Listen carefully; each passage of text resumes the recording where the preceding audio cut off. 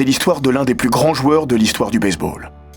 Un athlète que l'Amérique chérissait pour sa modestie et son humilité, et qu'elle imaginait invincible. À 36 ans, la maladie s'est injustement abattue sur lui. Elle lui a pris la vie, il lui a laissé son nom.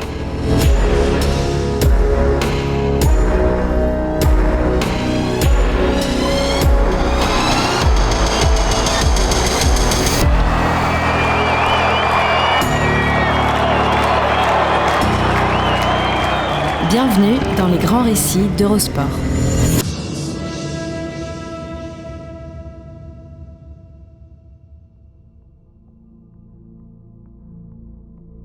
4 juillet 1939.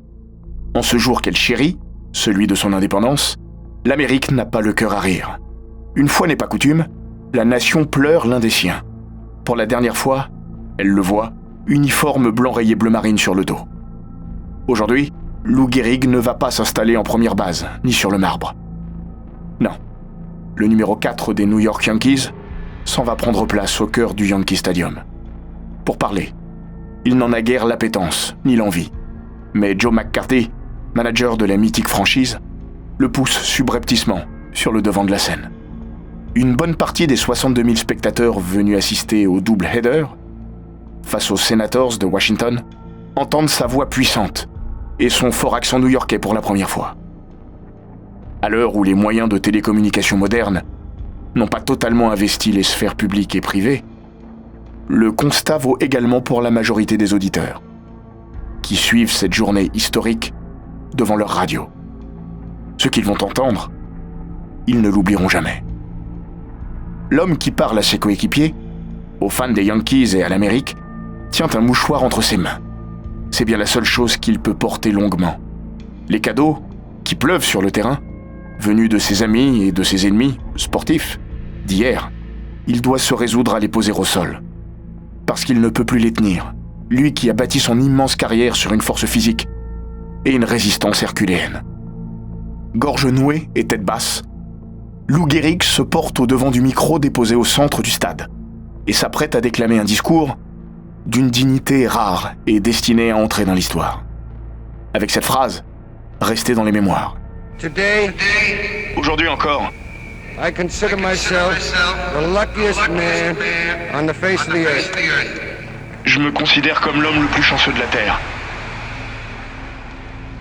L'homme qui vient de prononcer ces mots est en train de mourir. Il le sait depuis 2 semaines. Ce 4 juillet, ce n'est pas un au revoir. Lou Gehrig fait ses premiers adieux à la vie. Ce discours, c'est le testament d'une légende. Ray Robinson, auteur d'une biographie sur le joueur, se souvenait il y a quelques années « Je ne voyais pas grand-chose à cause de toute la fumée de cigarettes qui s'était amassée au milieu du terrain pendant le premier match. Mais je pouvais entendre son discours. Et j'ai réagi comme les autres personnes dans le stade. J'ai eu du mal à retenir mes larmes. La plupart des gens réalisaient d'un coup que sa carrière était terminée, mais personne n'avait bien saisi qu'il était condamné. » Avant que l'Amérique n'entre en guerre contre les puissances de l'Axe, Lou Gehrig aura perdu son combat contre la maladie. Une bataille perdue d'avance, même pour lui. Force unique de la nature. Le mal incurable, rare et méconnu dont souffre Lou Gehrig, c'est la sclérose latérale amyotrophique, la SLA. Derrière cet acronyme élémentaire se cache une pathologie neurodégénérative, dont on meurt rapidement. Pour faire simple, les cellules nerveuses ne donnent plus d'ordre aux muscles, qui s'affaiblissent petit à petit, jusqu'à paralyser progressivement le malheureux atteint de l'affection. L'élocution, la déglutition et la respiration sont finalement altérées, jusqu'à la mort qui intervient souvent dans les 3 ans. Elle emportera Gehrig en 23 mois. De l'autre côté de l'Atlantique, la maladie de Charcot, du nom du neurologue français qui l'a découverte, portera bientôt le patronyme de la légende des Yankees. Aujourd'hui encore, les Américains ne la qualifient que sous cette dénomination, la maladie de Gehrig, parce que c'était lui. Parce que son crépuscule et sa disparition modifièrent durablement le regard des gens sur les personnes atteintes par cette pathologie, souvent victimes de moqueries, car prisonnières lucides d'un corps plongé dans un état végétatif. Lou Gehrig, né Heinrich Ludwig Gehrig, c'est la vie, le destin et le crépuscule d'un personnage bigger than life. D'un gamin né en même temps que le XXe siècle, de parents immigrés allemands, parti d'Europe sans le sou à la conquête du rêve américain. Direction Ellis Island, et la grosse pomme qui, avant d'être la ville qui ne dort jamais, était celle de tous les possibles. Né sur la 94e rue, au nord-est de Manhattan, Gehrig ne quittera jamais vraiment New York. Il y disputera d'ailleurs toute sa carrière professionnelle, sous la tunique des Yankees. Sa jeunesse est pauvre, comme la vie de la plupart des immigrés venus du vieux continent. Son père est ouvrier, lève un peu trop souvent le coude. Sa mère fait de son mieux pour élever la fratrie, qui sera cruellement décimée durant l'enfance de Lou. Des 4 enfants Gehrig, il sera le seul à ne pas perdre la vie avant d'avoir vécu suffisamment pour s'en souvenir. Il faut dire que le rejeton est plutôt costaud. Ses parents n'ont pas mis longtemps à s'en apercevoir. À sa naissance, le petit Lou accusait près de 6,5 kilos sur la balance, ce qu'on appelle communément un beau bébé. Beau bébé, Gehrig va le rester. Adulte, il mesure 1,83 m pour 91 kg. La puissance est au niveau de la charpente. Et son visage, massif, ne vient pas démentir l'impression première. Ce n'est pas pour rien qu'il sera surnommé Iron Horse une fois arrivé en MLB. Pourquoi le cheval de fer ? Parce que Gehrig est d'une endurance à toute épreuve, et d'une puissance au moins égale à sa résistance. Si le New-Yorkais est resté dans l'histoire du baseball, et fut élu en 1999 dans l'équipe du XXe siècle avec le plus grand nombre de suffrages, c'est en partie en raison de la tragédie qui l'a fauché, en plein vol, et de son formidable état d'esprit. Mais aussi et surtout, à cause de ses qualités exceptionnelles qui ne pouvaient échapper aux recruteurs de la MLB. Furent-ils aveugles ? Adolescent, le gaucher se bâtit vite une petite réputation. Un jour de 1920, à Chicago, il réussit un home run lors d'un match opposant son école de commerce new-yorkaise à un établissement chicagoan. Personne ne retrouvera la balle. Elle est sortie du stade. Quel stade ? Celui des Cubs. On ne parle pas d'un terrain de campagne. 10 000 spectateurs restent quoi d'admiration. Gehrig a 17 ans, et déjà fait montre d'une force prodigieuse. Entré à l'université de Columbia, pour tenter d'y décrocher un diplôme d'ingénieur, le jeune homme se tourne vers le football américain. Mais c'est bien lorsqu'il se présente sur un ballpark que la magie opère.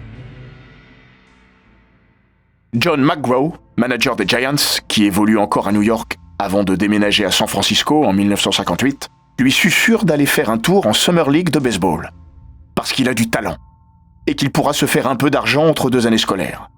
Il écoute le conseil, mais va se faire attraper par la patrouille. Un étudiant n'a pas le droit d'être payé pour faire du sport. Il sera privé de sport universitaire l'année suivante. Dans la bataille, Lou Gehrig a perdu 1 an, mais gagné une vocation. À la rentrée 1922, il continue de jouer au foot US, mais intègre également l'équipe de baseball de Columbia. Plus rien ne sera jamais comme avant. Le 18 avril 1923, le jour où, clin d'œil du destin, le Yankee Stadium est inauguré, il réussit une prouesse exceptionnelle au lancer, éliminant 17 batteurs adverses. Quelques jours plus tard, il signe un home run prodigieux, resté dans les annales de Columbia, parce qu'il va envoyer la balle à l'intersection de la 116e rue et de l'avenue de Broadway, soit 137 mètres plus loin. Les Yankees ne peuvent pas laisser passer l'opportunité. Ils sautent sur la perle rare. L'histoire est en marche. Envoyé en Ligue mineure pour se faire les dents, Gehrig ne va pas tarder à devenir incontournable. Mais avant le premier coup de batte, il lui faut choisir un numéro. Ce sera le 4. Pourquoi le 4 ? Parce qu'il doit se présenter sur le marbre après Babe Ruth, qui est le 3e sur la liste des frappeurs. C'est aussi simple que ça, et révélateur de la relation qui liera les 2 hommes durant plus d'1 décennie. Quand le Bambino, considéré comme le plus grand joueur de l'histoire, est un flamboyant et un fort en gueule, le cheval de fer est un taiseux, qui n'a pas de problème avec l'ombre déployée par le lumineux Ruth. Bien au contraire, il s'en accommode. Gehrig est un athlète d'exception, qui aime à penser qu'il est égal au commun des mortels. Lou, c'est un peu The Legend Next Door. La mégalomanie et l'égocentrisme, il les laisse aux autres. Partageur jusqu'au bout des ongles. Je ne suis pas un gars qui fait les gros titres. Je suis juste celui qui passe après Babe à la batte. Quoi qu'il arrive, qu'il se fasse éliminer ou qu'il réussisse un home run, les supporters parlent de lui quand j'arrive sur le marbre. De leur association va naître l'une des plus belles périodes de l'histoire des Yankees, avec en point d'orgue une année 1927 exceptionnelle. Ruth réussit 60 home runs, un record. Gehrig, 47. À part le Bambino, personne n'avait jamais fait mieux. Les Yankees remportent les World Series en balayant les Pirates de Pittsburgh 4-0. Cette équipe, cette année-là, est considérée par beaucoup d'observateurs comme la plus grande de l'histoire. Ces batteurs font partie de la Murderers Row, la rangée des meurtriers. Pas besoin de vous faire un dessin. Si Ruth en impose, au propre comme au figuré, cela n'empêche pas Lou Gehrig d'exister. Le public l'aime pour tout ce qu'il est et représente. Ses partenaires aussi. Sam Jones, l'un de ses aînés qui l'a vu débuter à New York, résumera le personnage ainsi. Lou est le genre de gars que vous aimeriez avoir pour fils. Il est impossible de ne pas apprécier un type comme lui, dont l'humilité, la modestie et l'honnêteté sont le moteur. Gehrig ne triche pas, ne se prend jamais pour ce qu'il n'est pas. Le jour où il est auditionné, pour succéder à Johnny Weissmuller dans le rôle du mythe Tarzan, le casting est catastrophique. Il est ridicule, parce qu'il ne sait pas faire semblant. Se taper poing fermé sur le torse vêtu d'une peau de léopard, ce n'est pas pour lui. Le meilleur rôle de Gehrig, c'est Gehrig, pas un autre. On pourrait déverser un flot de statistiques pour résumer son immense carrière. Vous dire qu'il remporta 6 fois les World Series, fut élu MVP à 2 reprises, 7 fois All-Star, et reste à ce jour parmi les 18 joueurs de l'histoire à avoir frappé 4 home runs dans un seul match. Mais un nombre résume mieux l'homme que fut Gehrig. 2130, comme le nombre de matchs joués d'affilée par le New-Yorkais avec sa franchise de toujours. Record qui aura tenu 56 ans, jusqu'à Cal Ripken Jr., l'autre homme de fer. De 1925 à 1939, Gehrig sera de tous les combats, quel que soit son état physique. Le gaucher des Yankees résiste à tous les outrages. Un jour d'avril 1933, alors que le port du casque n'est pas encore entré dans les mœurs, il reçoit une balle en pleine tête. Semi-inconscient, il se relève et se remet à l'ouvrage. Gehrig continue. Parce qu'il est comme ça. Parce qu'on ne laisse pas tomber les copains. Des rayons X viendront bientôt mettre en lumière qu'il a subi 17 fractures aux mains. Jamais soignées, évidemment. Et puis un jour, Lou dit stop. Parce que cette fois, il a l'impression d'être devenu un fardeau pour les siens. Le 2 mai 1939, à Détroit, il toque à la porte de Joe McCarthy et lui annonce la mort dans l'âme. « Je me mets sur le banc, pour le bien de l'équipe. » Le match d'avant, face à Washington, il n'a pas frappé une seule fois la balle. Dans un geste qui l'honore et résume parfaitement son altruisme et sa grandeur, Gehrig va lui-même rayer son nom de la feuille de match. Il n'aura plus jamais l'occasion de l'y inscrire. Personne ne le sait encore, et personne ne peut décemment l'imaginer. Mais sa carrière est terminée, et sa vie touche à sa fin. Il s'en va prendre place sur le banc, larmes aux yeux, et porté par une standing ovation, descendu des travées du Briggs Stadium. Le New-Yorkais n'est pas au mieux depuis quelques mois. Lors du camp d'entraînement de pré-saison, organisé en Floride, il a connu quelques alertes. Il se sent moins fort, frappe avec moins de vigueur et, de surcroît, court moins vite. Une fois, il s'est même littéralement évanoui dans le vestiaire. Au moment d'ouvrir la saison, Iron Horse n'a pas réussi un seul home run. Pas dans les habitudes de la maison. Accroché de la kryptonite au cou de Superman, et vous aurez une idée de ce qui arrive à Gehrig en ce printemps 1939. Le début de la saison est un calvaire pour Gehrig. Après 8 matchs, il n'a frappé la balle qu'à 4 reprises et ne tourne qu'à 14,3% de coups réussis. Sa moyenne en carrière, 34,2. Après une saison 1938 moyenne, au cours de laquelle le principal intéressé a ressenti qu'il allait moins bien et ne l'a pas caché, tout le monde commence à penser que le cheval de fer est peut-être sur la pente descendante. Après tout, il va sur ses 36 ans. James Caan, le journaliste et non l'acteur, qui a suivi sa carrière de près, n'est pas totalement de cet avis.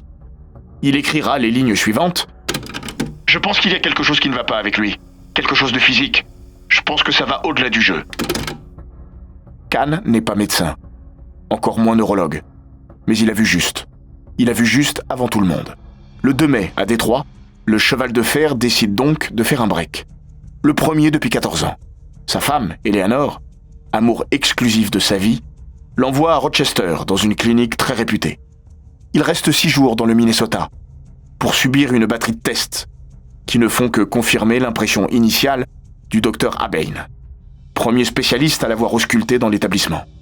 Il comprend rapidement que l'affection dont souffre l'un des 10 plus grands joueurs de baseball de l'histoire est tout sauf anodine. Le 19 juin, le jour de son 36e anniversaire, Gehrig quitte l'établissement hospitalier avec une enveloppe dans laquelle le diagnostic est sans appel. Il ne sait pas pourquoi, cette maladie lui est tombée sur le paletot. Personne ne le sait. Mais il est certain d'une chose. Sa carrière est terminée et sa vie désormais est menacée. Il écrit à sa femme pour le lui annoncer. Il lui explique dans une lettre conservée au Hall of Fame qu'il est victime d'une maladie rare et non transmissible, ce qui lui importait en premier lieu. Combien de temps lui reste-t-il à vivre ? Comme toujours, Lou Gehrig se veut optimiste et voit le verre à moitié plein, même s'il sait probablement que son espérance de vie est bien plus réduite que ce que sa plume immortalise sur le papier. Il écrira d'ailleurs « J'ai 50% de chance de rester tel que je suis, mais je pourrais bien avoir besoin d'une canne dans 10 ou 15 ans. » 2 jours plus tard, les Yankees annoncent son départ à la retraite et décident d'un Lou Gehrig Day qui se tiendra le 4 juillet. L'Amérique fait l'amalgame entre le mal qui frappe Gehrig et celui qui ronge le président du pays, Franklin Delano Roosevelt, depuis bientôt 2 décennies. Cela n'apporte rien à voir. Roosevelt assurera 4 mandats présidentiels et vivra 24 ans avec ce fardeau. Gehrig y succombera dans moins de 2 ans. Jonathan Haig, auteur de Luckiest Man, Life and Death of Lou Gehrig, finit par dire « C'est un miracle qu'il ait pu jouer en 1938. Je pense que c'est le plus grand exploit de l'histoire du baseball. Il avait déjà les symptômes de la maladie de Charcot, mais il a quand même réussi 29 home runs alors que ses muscles commençaient à l'abandonner. » Tout New York est réuni au Yankee Stadium. Toute l'Amérique. Fiorello LaGuardia, le maire républicain, lui rend un hommage appuyé. Le jeune retraité Babe Ruth, avec qui Gehrig avait fini par se brouiller, est aussi venu célébrer un type formidable et se réconcilier avec lui.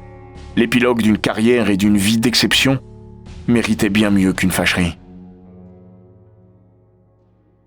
Durant les 2 dernières années de sa vie, alors qu'il décline petit à petit, Gehrig fait une première et dernière apparition au cinéma, dans Rawhide. Il ne verra pas Gary Cooper, l'incarner en 1942 dans The Pride of the Yankees, film qui connaîtra un succès certain, avec 11 nominations aux Oscars et une statuette récoltée. Il aura néanmoins le temps de voir son numéro 4 retiré par les Yankees, une première dans l'histoire de son sport. Surtout, il consacrera les derniers mois de sa vie à faire ce qu'il a toujours fait, prendre soin des autres. Après avoir accompagné et soutenu les Yankees jusqu'à la fin de saison et un nouveau triomphe lors des World Series, il travaillera main dans la main avec la mairie de New York pour aider les jeunes en difficulté. Gehrig s'en va alors passer du temps dans les prisons pour partager son expérience. Il y rencontre de jeunes délinquants, parmi lesquels un dénommé Rocco Barbella, qui sera bientôt mieux connu sous le nom de Rocky Graziano, futur champion du monde des poids moyens.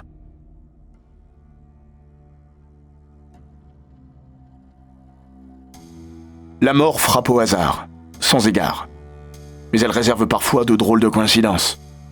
Le 2 juin 1941, les drapeaux de la ville de New York sont mis en berne parce qu'à 10h10, Lou Gehrig s'est éteint à son domicile. Le cheval de fer s'en est allé 16 ans, jour pour jour, après être devenu titulaire avec les Yankees en première base et avoir entamé sa formidable odyssée. Ce jour-là, il est devenu éternel.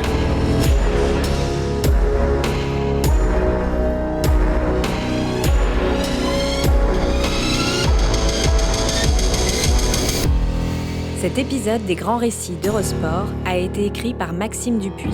Il est raconté par Florian Bayou, monté par Jean-Gabriel Rassa et produit par Bababam. N'hésitez pas à vous abonner, commenter, partager et noter ce podcast sur Apple Podcast, Google Podcast, Castbox, Spotify, Deezer et toutes les plateformes audio.